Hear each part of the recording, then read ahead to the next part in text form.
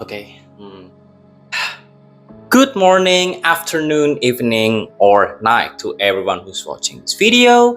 This is Remy. This will be my first long form video in this channel. I'll try my best. Okay? I'll try my best at the editing and the way I'm talking. Just with a disclaimer, it's not something like Mr. Beast quality high production level. But anyways, what else? Well, I don't really know how to do some good intros. I'll just try and explain about why I'm creating this video basically. So you might have heard about the Impossible Quiz. Like if you played Flash games in the late 2000s or early 2010s, you might have heard about the Impossible Quiz. There are many Flash games back then, but this is one of them that really popular, giving you stupid questions, stupid answers, which makes the players get mad. It's a rage game basically, but because it's really rage, it's a rage baity stuff game. It's what makes the Impossible Quiz very memorable for a lot of people. Some might even feel nostalgic. It's something like, hey, I've heard that game before.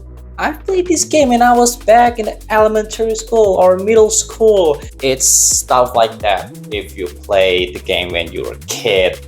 But then last year, I found the Impossible Quiz speedrunning Discord server.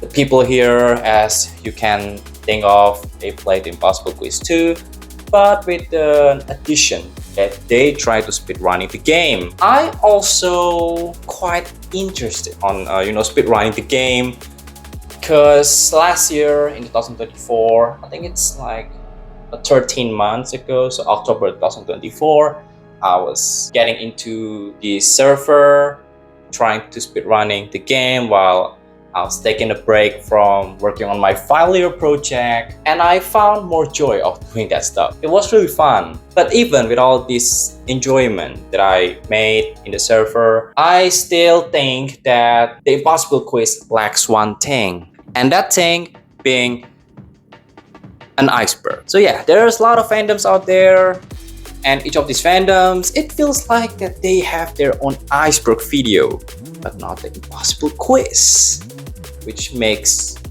it like, someone gotta do the Impossible Quiz iceberg stuff. And I'm not the only one who thinks something like that, because in the server, there's this guy named Trufflo, who you might know as a Geometry Dash YouTuber. He's actually also playing the Impossible Quiz, speedrunning it also, and he created this large iceberg of the Impossible Quiz, from its game, creator, and everything just around the Impossible Quiz. I found it really interesting, and since no one tried to take on the challenge, I decided to try and get into the challenge on my own and create the Impossible Quiz Iceberg Explain. So the format is kind of like other iceberg videos out there, but for those who somehow living under the rock, then simply there's this image of an iceberg, and the image here is being split into several parts, which we will call as tiers. The higher a tier is, that means these entries are more something like, hey, I'm not part of this fandom, but I know all this stuff in this tier. The lower you go, down to the Mariana trenches, it's more something of, hey, I'm part of this fandom for 20 years, but I don't know any of this stuff. Like, are these AI generated? And just like any other videos, I'm trying to explain each of it in the early parts, in the higher tiers, because again, it should be something that more common knowledge. I'm not gonna get deeper into it. I'm just gonna explain it as quick, as simple as I can. But deeper as it goes, I'll be more specific, more explaining stuff, more complicated. But without further ado, I'm just gonna say once again, thank you to Trufflo for creating the iceberg, and also everyone in the server, because a lot of people in the server, they're trying to help Trufflo, including me, just adding new entries, giving Trufflo ideas on the iceberg, such that it has 200 entries in it. And then let's just get into the iceberg. So relax, sit down, and enjoy.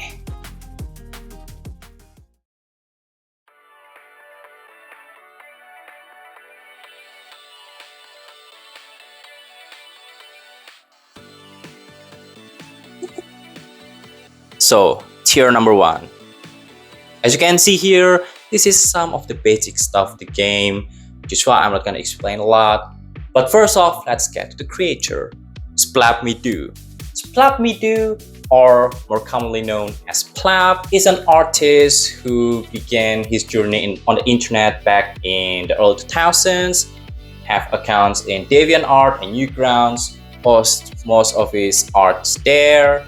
It can be drawing, it can be animations, it can even be games, which is why later on in the mid-2000s he will create the Impossible Quiz. Yeah, we're gonna get into the Impossible Quiz entry later on, but for now let's just talk about Mr. Splap himself. So other than that, because we're actually gonna talk more about Splap later on down the iceberg, I'm just gonna say three stuff. Splap is a he. He's a guy, he's a male, and then second off is that Splap is because he's been in the internet for like what now, 2 decades, then yes, he's an unk. And third, last but not least, he's a British. This is why the questions, the answers, or everything else in the whole Impossible Quiz series, they have some sort of British references in it.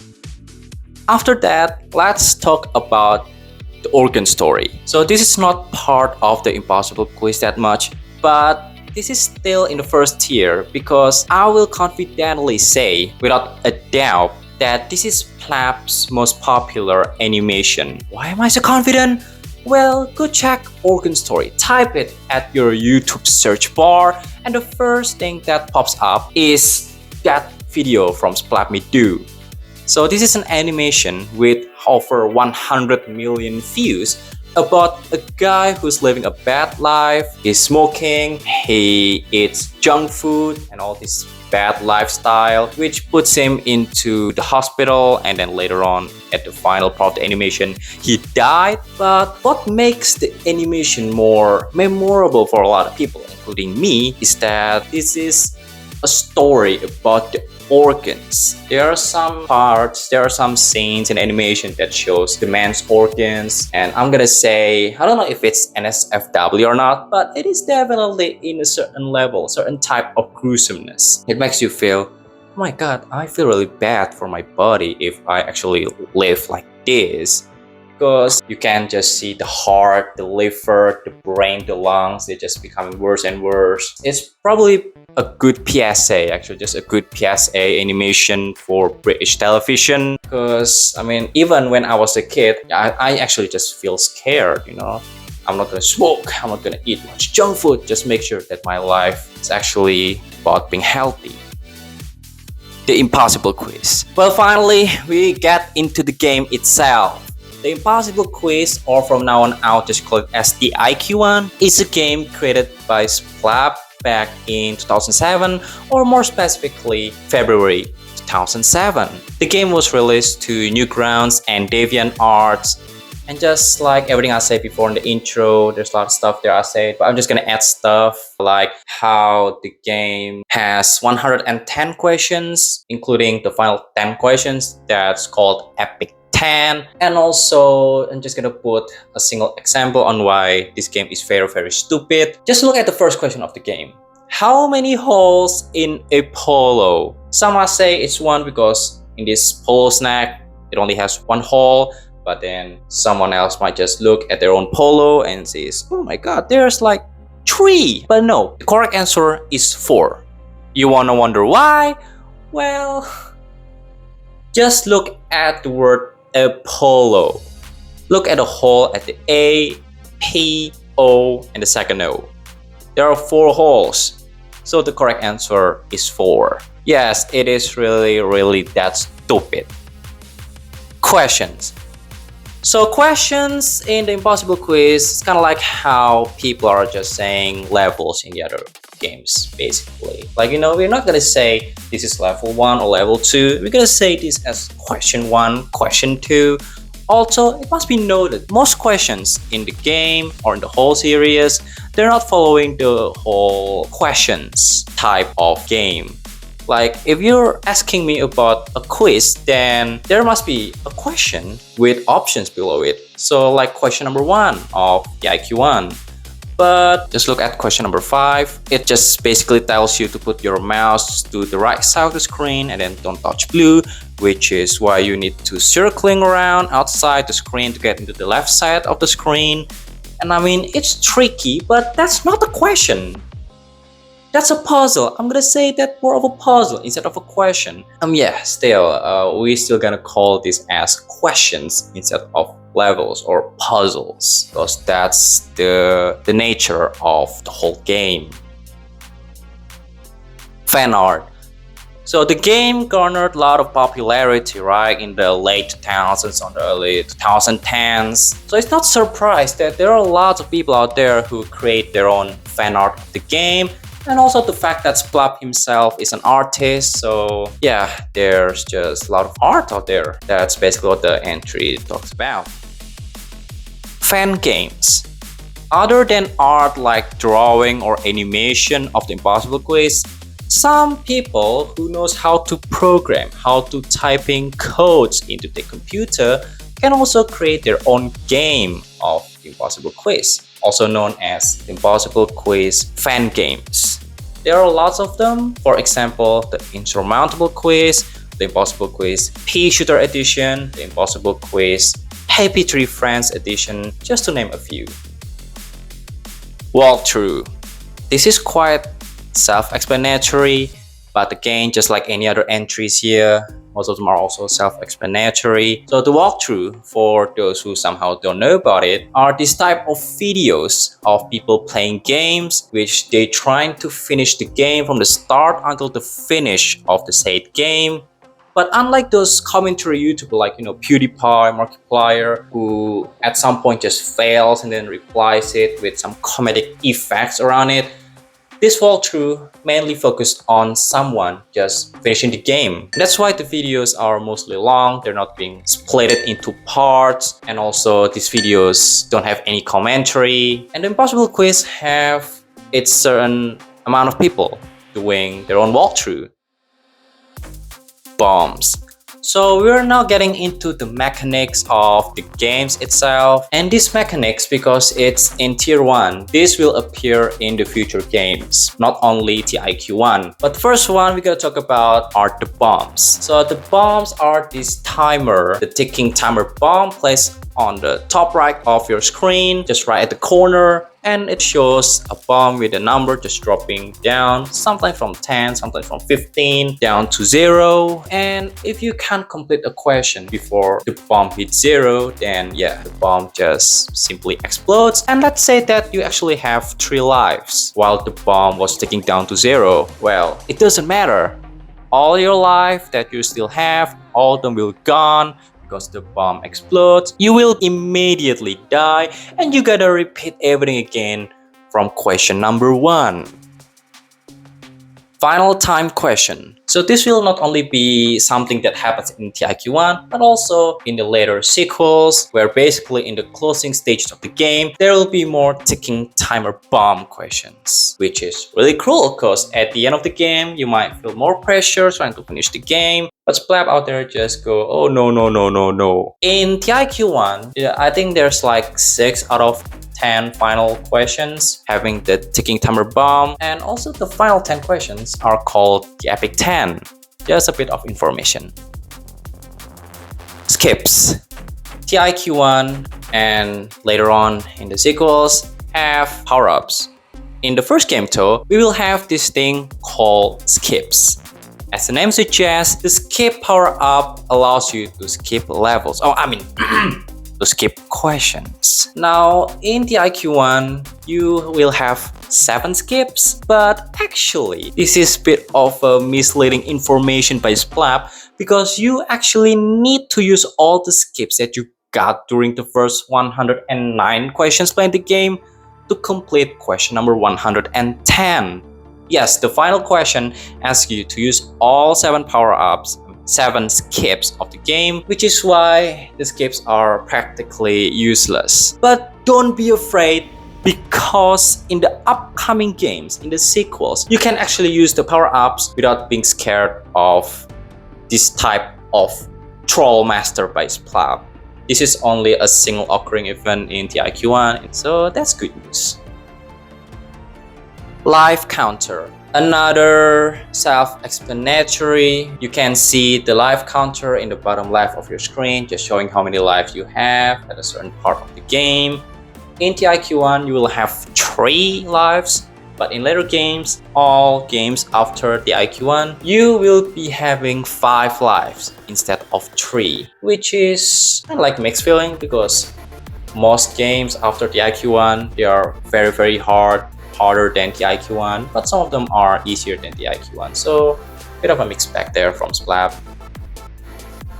Game over.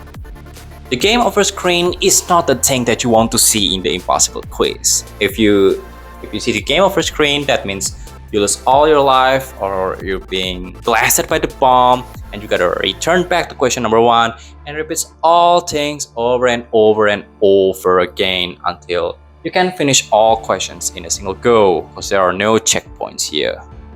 And also each game will have their own game over screen, which I mean it's more interesting than having the same game over screen in every game. So yeah, props to Splap for that. Some of them are actually creative, really cool, really awesome, and we're gonna get into the next entry. BRBY. BRBY stands for blue, red, blue, yellow. A 4-color sequence that will appear lots of times in the first game and actually in some part of the later games, but in the first game alone there are 3 appearances of BRBY. The first one being question number 50, in which it will just say to you to memorize blue, red, blue, yellow. You don't know what happens about that. But then in question number 56, you will be given this screen, just loads up the screen and then you gotta click the button. And if you remember the BRBY, then you can simply go blue, red, blue, yellow. It's simple as that. But if you forget, then yeah, you're doomed. And then the last appearance will be in question number 98, where it also asks the same thing, but now you gotta click it in the sequence of the words, not the colors. Just read the words basically. Boogie. Splap is an artist. He drew lots of art and also create his own character, the OG art, and he will put his own creation into the impossible quiz. The first appearance of his original character being Boogie. So Boogie is this blob-like creature which only appears in question number 19, which the goal here is just to paint Boogie. Just look at his initials, then you can go blue, orange, green, green, yellow. Now this will be Boogie's only appearance, I think, in the whole series. So yeah, after you finish this question, then it's a bye-bye to Boogie. You ain't never gonna see him again in the later games. But not the same fate will happen for the other characters. Some characters will appear more and more frequently than the others. We're gonna talk about them later, but yeah, just to be clear. Secrets. Well, this is the last entry of tier number 1, and it just simply says secret. So what's secret here? Well, the impossible quiz will have lots of secrets in it. We're gonna talk about it later on the lower tier of the iceberg, but just to be a reminder here, just so you guys know that there are so many secrets in the game that in the lower tiers you might be even shocked to see that this stuff actually exists in the game. And that's the end of tier number 1. So yeah, let's get into tier number 2, shall we?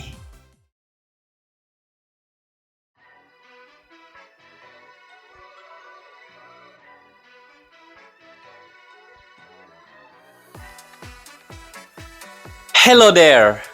Now let's talk about tier number 2 of the impossible quiz iceberg. So the title of this iceberg is called Game Conquered. There are 20 plus entries in this tier, and before I'm going into the tier, I want to talk about 2 things first. Firstly, after I record the first tier of the iceberg, I immediately editing the video and then send the final result of my intro plus tier 1 to Trufflo and also another member of the server. I got some critics, but one of them is how I'm talking too much. So I'm gonna try to explain things faster if I can, while also making things more concise so that every one of you are still able to understand what I'm saying. Secondly, just a few weeks, couple of weeks before I record this video here for tier number 2, Maximum uploaded a video talking about the history of the Impossible Quiz speedrunning. He was only talking about the IQ1, noting more about the sequels or the prequels, but it's still a quite informative video, so if you guys have the time, you can watch the video of Maximum. It's really good. Also, please watch the video after you watch this one, please. But without further ado, let's go to tier number 2. I want to start talking tier number 2 with a website that I'm really thankful for while creating this video, because every piece of information I'm trying to find can be tracked into this website alone, the Impossible Quiz Wiki. So the Impossible Quiz Wiki works like any other fandom wikis out there, like a Geometry Dash community wiki. You have like probably the SpongeBob SquarePants wiki. It's working the same as the Impossible Quiz Wiki. You basically have this website containing all the information about the said fandom, and in the Impossible Quiz, all those informations can be traced to a lot of stuff, from the games itself to Splap himself, all the characters, like a lot of things, a lot of stuff can be found inside the website. And one of the contributor of the website is, unsurprisingly, Trufflo. That's why he's very knowledgeable person when it comes to the Impossible Quiz. He knows a lot of the informations of the game, and therefore, other than saying thank you to Trufflo, I want to also say thank you to the website, the Impossible Quiz Wiki. Otherwise, I will be asking like 50% of this entry to Trufflo instead of searching it myself. Hole. So I've talked about the country origin of Splap, which is England or the UK, but I haven't talked about his city origin. So he came from the city called Kingston upon Hull, and Kingston upon Hull is placed in a county named East Yorkshire. In the map here, as I'm showing it currently, it's placed around here in the Google map. This information of city name will be quite important later on, because there will be other entries related to the city of Hull. Slap Me Do. Unfortunately, since his beginning back in the internet back in the early 2000s, Splap has been misspelled a lot by various people on the internet, calling him Slap Me Do instead of Splap Me Do. This has become quite a very occurring joke for him, to the point that in the IQ1, in question number 49, he made this question: which one is the correct spelling? And the answer here is clearly Splat Me Do. There are no tricks of it, no prank, no trolls, just his literal name, Splat Me Do. But if you're not really paying attention to his name, then unfortunately, you might be one of those many people who thinks that his name is Slap Me Do instead of Splat Me Do.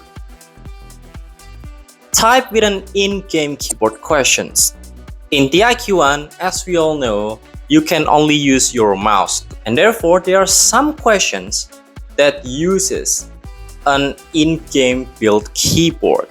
There are two questions to be exact in the first game, the TIQ1. First one being question number 15, where you gotta type in horse or click in horse. And also in question number 101, where you gotta click in Chihuahua. Abundance. This is another minor character of the series. It appears in the IQ1 question number 28, where it simply asks, "What is this?" with a picture of the character and the answer being abundance. You wanna know why? Well, that's because abundance.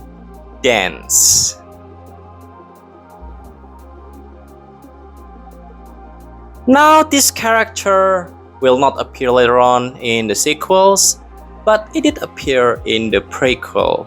I'm not gonna go that for now, but it's just an information. Mars. In the Impossible Quiz series, there are lots of characters that were already existing before the IQ1. One of them being Mars. So Mars first appeared in Splap's 2006 animation called Space Series Business, where he will be revealed as this cheerful planet who's able to sing unlike its counterparts, and Mars will make his debut singing in question number 92 of the IQ1, where after you click all the numbers in a descending order, you'll be greeted with Mars smiling and starts singing you this song. Now, I'm not gonna play the whole song because copyright issues, but you guys gotta hear it on yourself. It's great. Now, this will not be Mars' only appearance in the whole series, as he will make lots and lots of other appearances in the series. In the next game of the IQ2 and also later on in the sequels, you will see this face a lot. Speaking of recurring characters, Chris.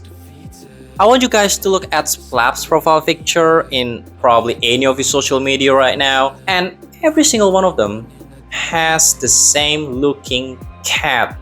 This green-eyed, orange fur, silly looking cat looking right at you. The cat's name is Chris. Chris first appeared in question number 68 of the IQ1 as this normal cat just standing on all of his four legs. But later on in the game and later on in the series also, he will appear as this anthropomorphic cat. Or in other words, he will be standing with 2 feet while the other 2 front feet act as hands, so just looking like humans there. The character of Chris was actually an idea that came from Splap's neighbor. Splap's neighbor had this orange cat living inside the house, so Splap just took that idea around and create the character of Chris. Chris will appear more and more in the whole series, as the wiki says that he will appear 44 times in total throughout the whole franchise, which making him the character with the most appearance in the whole Impossible Quiz series, more than any other characters out there. It even came to the point where he will become an important figure in one of Splap's future games. We're not gonna go to that for now, but just so you know. Internet artifacts. Internet artifacts are the set of slideshows being shown inside a website called nail.fun, created by Neil Agarwal. Hopefully, I don't mispronounce that name. The slideshow contains of the internet history from its inception back in 1977 until 2007.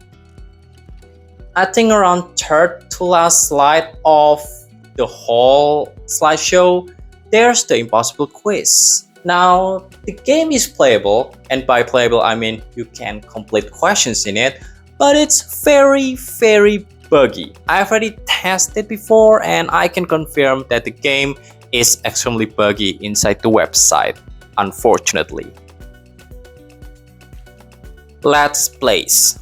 I've already talked about PewDiePie, Markiplier, all these popular YouTubers in the previous tier, but I'm just gonna recap it a little bit. So Let's Plays is different from the walkthroughs, and I've already talked about it in the first year, but just to make it quick, The walkthroughs are just these people playing the game, not talking, just pure games from start to finish. But the Let's Plays are these category of videos where YouTubers will play the game. There are some comedic stuff in it, making the video funnier. It's been cutted, sliced, shown their fails, their reactions, and oftenly in parts. So not in a singular video, but even for some YouTubers, they're not even bothered completing the game after all, which I'm not really blaming these YouTubers, because the games are quite hard if you don't search for the walkthroughs. But I mean, it's funny though. It's funny. That's the best thing of Let's Plays. It doesn't mean to be serious like the walkthroughs, but it's still funny and still enjoyable. One of those Let's Plays though is Tamago2474. So Tamago is this British YouTuber, so from the same country as Splap. He started live streaming playing the Impossible Quiz back in 2022. He started playing the first game, the IQ1, and then just later on doing the sequels, completing the game from start to finish. And also there's Splap.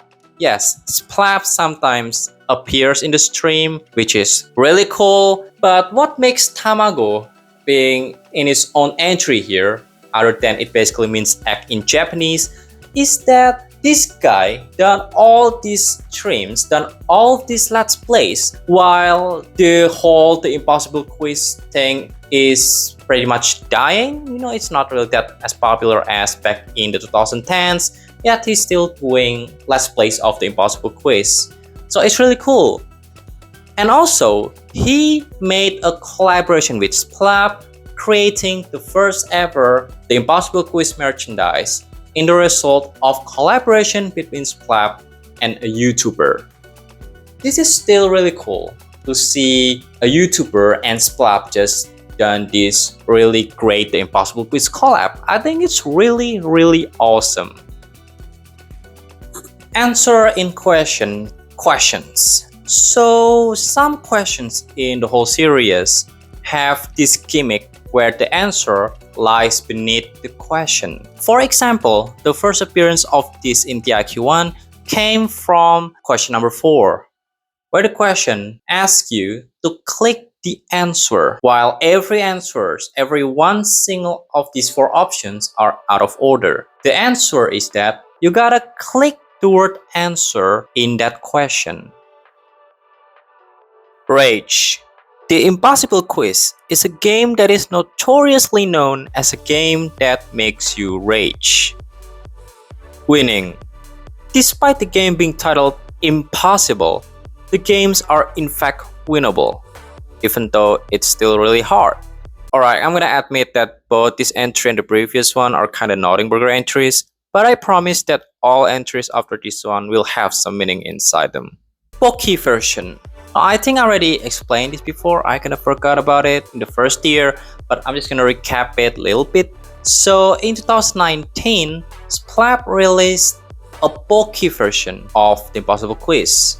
The Poke version basically means that this is the Impossible Quiz that has been converted into the HTML5 version of it instead of Flash, and then you can play it in the website called Poke, which contains lots of online games that you can play for free. You might have already heard of Poke. I think it's kind of like Brave. But anyways, the Poke version is very buggy. Bro, I have to show you this. This cannot be real. I've glitched the system, bro. That's not supposed to happen.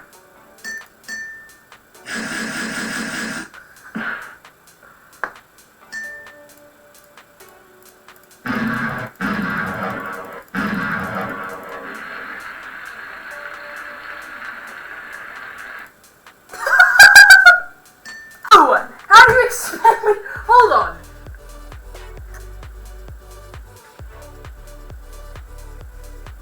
How do you expect me to do that?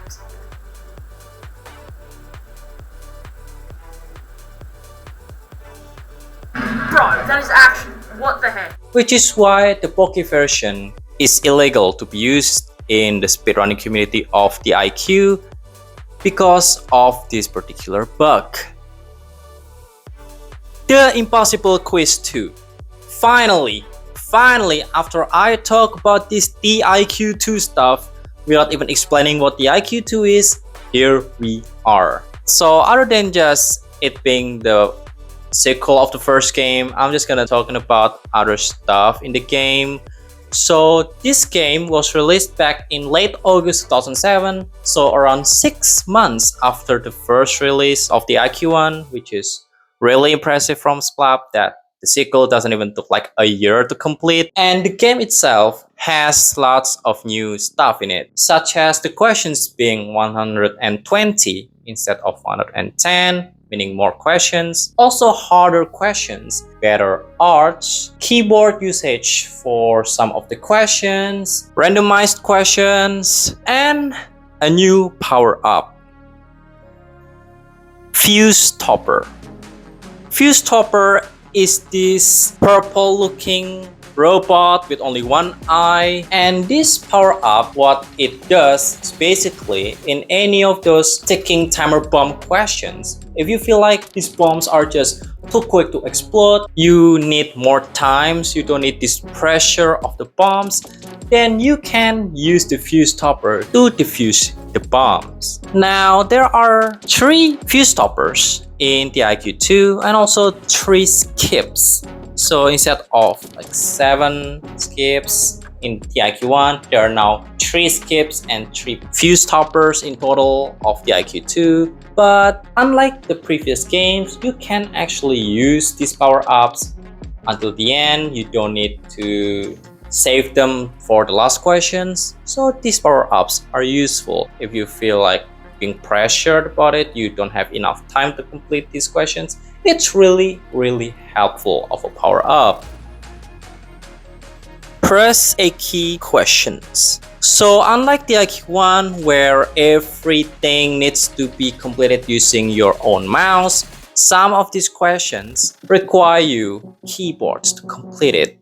The first appearance of these keyboard questions was back in question number 5. This question have this character here as you can see, and then you just gotta type all the words that being shown here. Yeah, it needs keyboard to complete this question. That's pretty much it, instead of the mouse. There will be lots of questions like this. This keyboard gimmick will be used a lot, so just so you know. And talking about Frank, let's go into the Frank Says questions. So yes, there are a lot of questions where you need to use your keyboard that's not a Frank Says questions. But for all Frank Says questions, you gotta use your own keyboard. So this Frank Says questions came from a character named Frank. As you can see here, you might have seen him for the first time back while playing the IQ1. In the intro, in that Newgrounds logo, there's a guy driving the tank. Well, yes, that was Frank. These Frank questions appear a lot of time in the IQ2, and I kind of forgot if it appears later on in the sequels. I think it appears, but yeah, it's quite interesting. Randomizer. Randomizer is a new feature in the IQ2 that makes the IQ2 really way harder than the IQ1. In the IQ1, there are no randomizers. Every questions are the same. So question number 1 will always be how many holes in the polo, no randomness, no exception about that. But in the IQ2, there are some questions where you need to memorize all the possible combinations. I'm gonna take question number 5 again, for example, the Frank Says question, the keyboard typing questions. Well, I don't think it's really a memorization, but just so you know that there are 3 possible combinations in question number 5. You will be either being told to type other, R's, or caret. 3 possible combinations.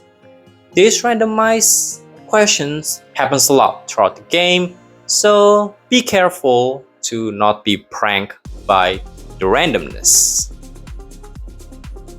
6, 7. No.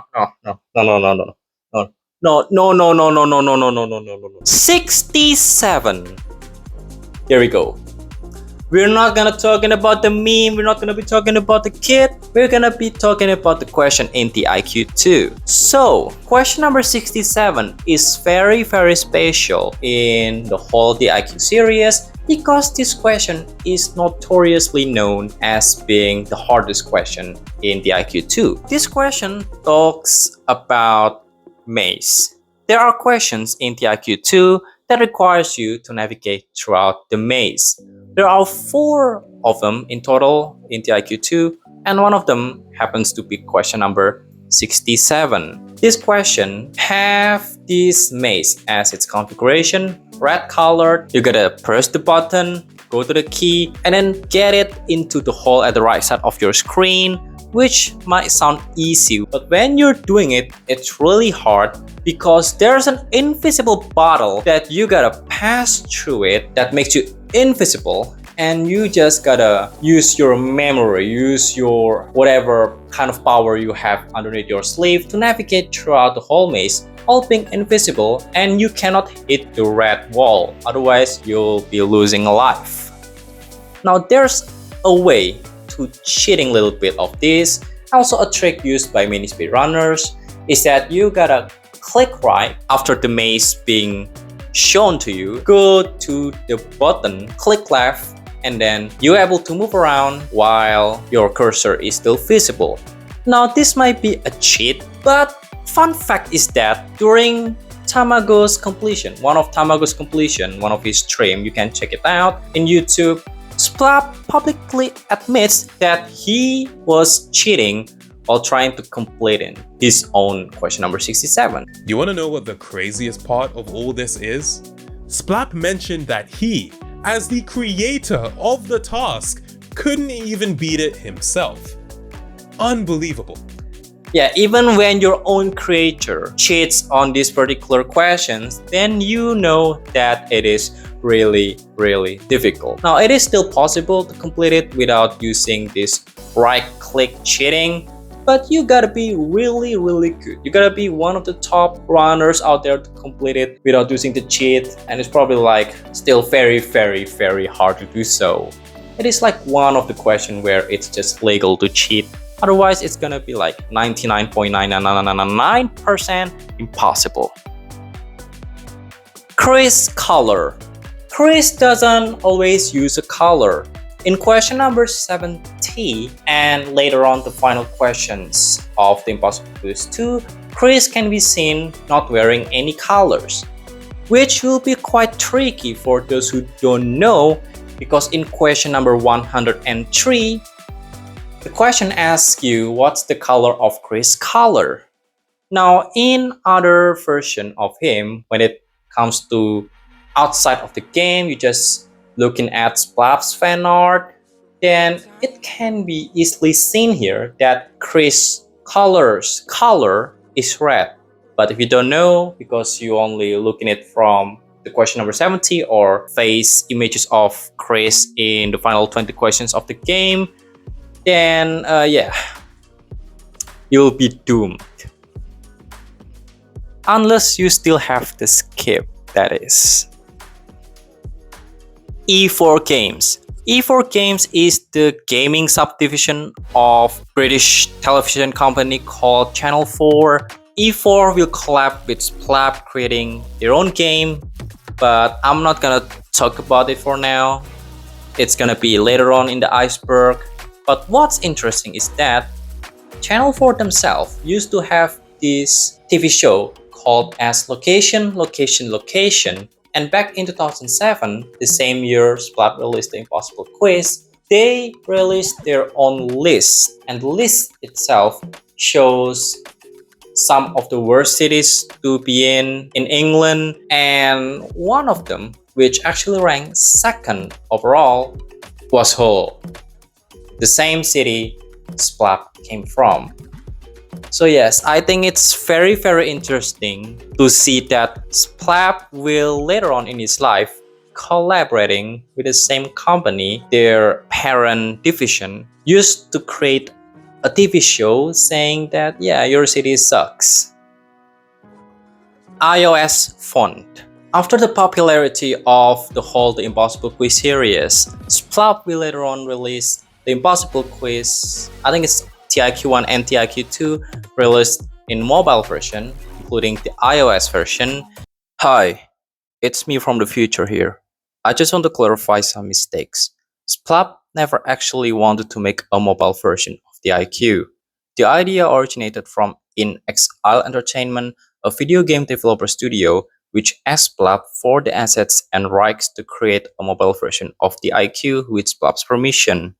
Splap will have little to no control over the game, which becomes the main reason why the mobile version turned out to be not as charming as the original version. For more info, you can watch Tamago's The Possible Quiz 2 video at around the 56 until the 58 minute mark. Back to the Iceberg. And in the iOS version, the font used are these fonts that are really not handwritten, which is really unfortunate because in the PC version, the Flash version, Splap write everything on his own. There's no font, just Splap's own hands. So using their own font in the iOS version of the game makes the game feels kinda robotic. Unskippable questions.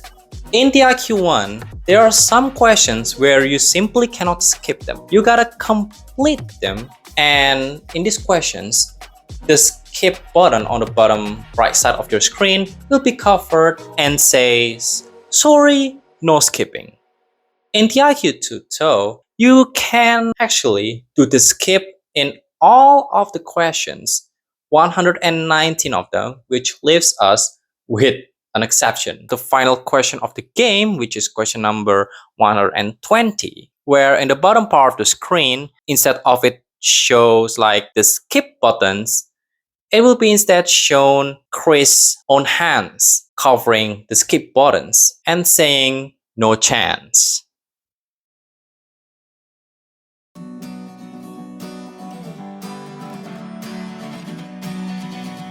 Good morning, afternoon, or evening to everyone out there. So this is not a really good or some epic ending message for the video, but I just want to say something here. So I actually want to put tier number 3 into part number 1, but unfortunately, because this is almost the end of 2025, holidays already on the horizon, and also New Year celebration in 8 days time, I unfortunately decide to put tier 3 into part number 2 instead of part number 1.